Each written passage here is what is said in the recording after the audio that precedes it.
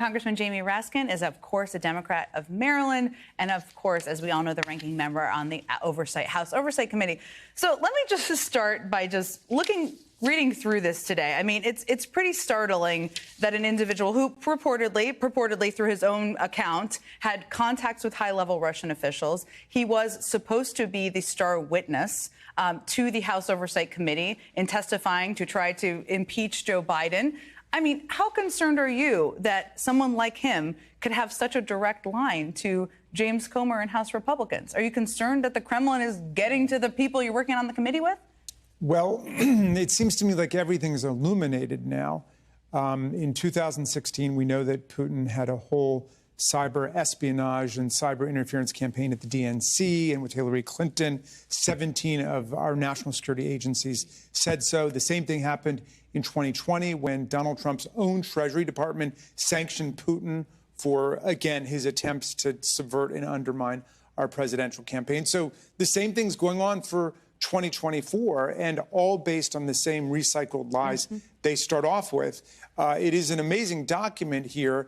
This guy claims he only has $15,000. He actually has $6 million. He's up to... It's a bit of a gap there. Yeah, and he's up to his eyeballs in interaction with Russian intelligence agents, where all of this obviously began in terms of concocting the story that Burisma had paid Joe Biden $5 million. And that, that was the source of this whole wild goose chase that we've been on for more than a year now. They began to backpedal on it and say, no, it's not really about that. It's about something else. Maybe it's about China, or maybe it's about the California bar. We don't know what it's about last week. But now it's very clear that they've all been dupes to a Russian disinformation propaganda effort. And look, when I try to put the whole thing together, what I see is this. Vladimir Putin knows he can't challenge America militarily. I mean, we're the largest military in the world. We're 20 times larger than him in terms of our economy. He can't challenge us economically. But he figured that the Achilles heel was the openness of our society on the internet and social media. And that's why... So we saw in 2016, it's continued. And it's gone on. This Internet Research Agency spent, tens of millions, hundreds of millions of dollars just to try to subvert and undermine our political system with lies and propaganda, disinformation, and conspiracy theories. And this was a leading one, but it of course, continues to this day. And my Republican colleagues say, oh, this is just more about the Russia hoax.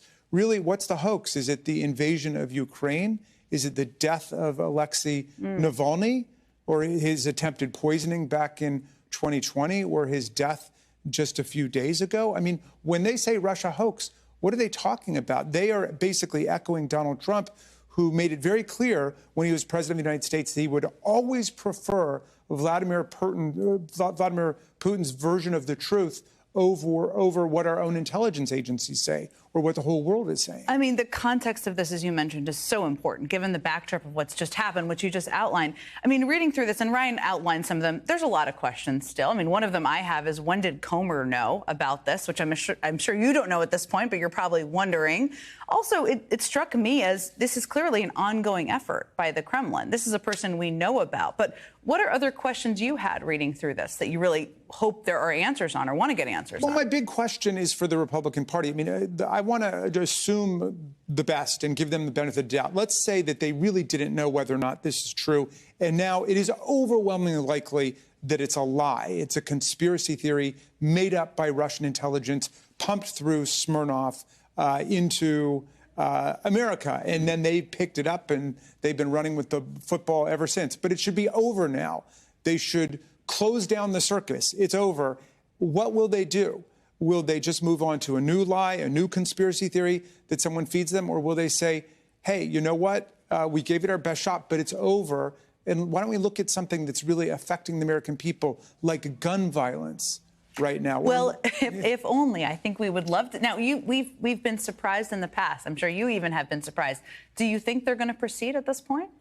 Well, they have proven to be nothing if not acrobatic in terms of, doing triple somersaults to try to land in a place where there's a whole new theory of what's going on. And if they just want to talk about political influence peddling in Washington, or they want to talk about the emoluments clause, then I'm all for it. We, the Democrats, put out a report explaining how we have documented receipts of Donald Trump pocketing nearly $8 million from the Chinese government, from the murderous monarch of Saudi Arabia, from United Arab Emirates. Let's talk about that, and let's talk about developing a legislative apparatus to keep people in government from taking the American people to the cleaners by collecting all this money from foreign states, kings and princes, which is explicitly banned by the Constitution. So we could have a real discussion about that would be bipartisan or nonpartisan, but they don't want to do it. And they've refused to look at,